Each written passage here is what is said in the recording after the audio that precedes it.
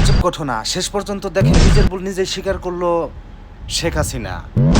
মহাখনি আজ আমি শেষ পর্যন্ত বাংলাদেশের কাছে ক্ষমা চাইলো যে বাংলাদেশের মানুষ আমাকে ফাঁসি দিই। আমার ফাঁসি চাই। আর এর অনুপাতে খালেদা জিয়ার মৃত্যুবরণে আওয়ামী লীগের দলবল রাজপথে। এটা কি রাজনীতি নাকি একের পর এক দুর্নীতিতে পড়ে যাচ্ছে, একের পর এক মানুষ খুন করে যাচ্ছে, যেমন হাদি ভাইকে খুন করলো।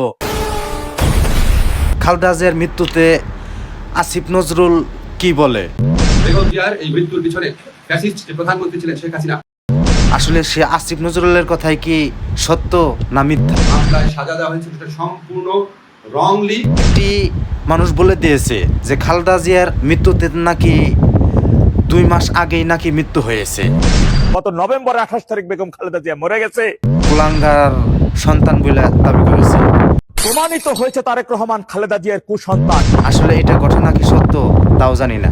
আসলে কে কাকে ডাবানোর জন্য চেষ্টা করে আর মিথ্যা মিথ্যা ভিডিও বানিয়ে এই প্রচার করে। আল্লাহ তাআলা এদেরকে হেদায়েত দান করুক। সবাই ভালো থাকবেন, সুস্থ থাকবেন। আর আমার ইউটিউব চ্যানেলকে অবশ্যই সাবস্ক্রাইব করে পাশে থাকবেন। সবাইকে আসসালামু আলাইকুম।